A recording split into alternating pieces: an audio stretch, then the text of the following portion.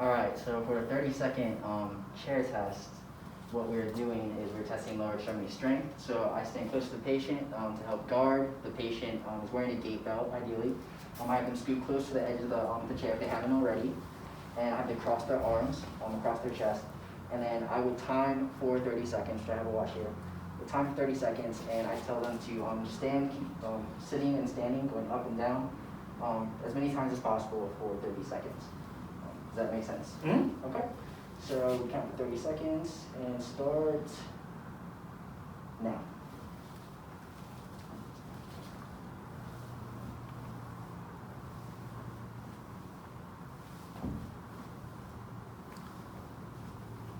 Good. Count it.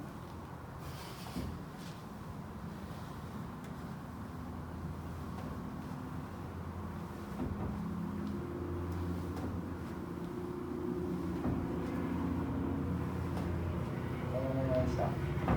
Good. And if you've been halfway through one, I would count that as well. So, that was 15. And if it was less than 12 in a man or less than 14 in a woman, those would be indicative of more of a risk for falls or a lack of lower extremity strength. All right, so for the timed up and go test, we're looking at functional mobility and gait. So I have the patient stagger stance at the edge of the chair. They're wearing a gait belt. I'm guarding them at all times, following them. And their hands will be at the edge of the handles gripping that. That's the starting position. I time how long it takes for them to walk 10 feet to the tape on the ground and back. So if you're ready. Mm-hmm. And go.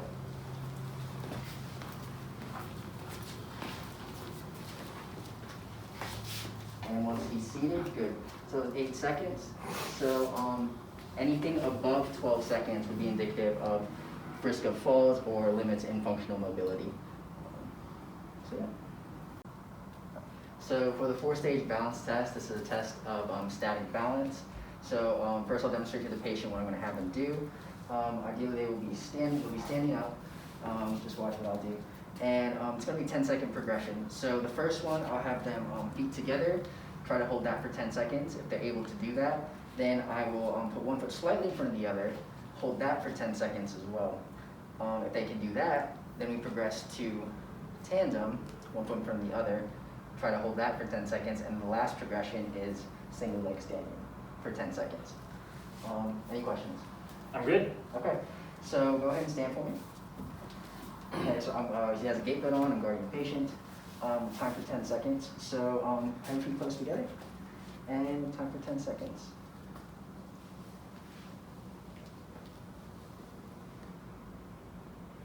3, 2, 1. Any issues with that? Nope. Nope. Okay, so now we progress to 1 foot halfway up. Good. Okay, now we hold this for 10 seconds. Just been looking for any swing, any issues in guarding the patient. Everything looks fine.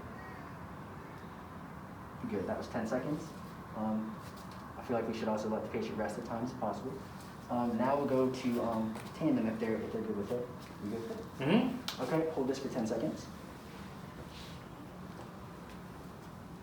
Let's see.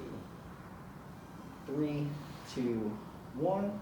And then the last 10-second one will be a single leg. Good. Holding that, guarding the patient. 2, 1, and rest. Good. So passing is considered if they can hold 10 seconds tandem and everything below it. Failing would be if they can't hold 10 seconds of tandem or can't even reach that progression. They struggle to hold 10 seconds for either of the two regressions before it. And this tests for static balance. I choose the 3 tests included in the video over the mini best or the functional gait assessment because they require much less time and less equipment as well, and they still maintain their reliability. A note of clarification: in the 30-second stand sit to stand that I included in here, I said that males who report less than 12 sit to stands or females who report less than 14 are at higher risk of falls. Those numbers should be switched, and that is for the 60 to 64 age group.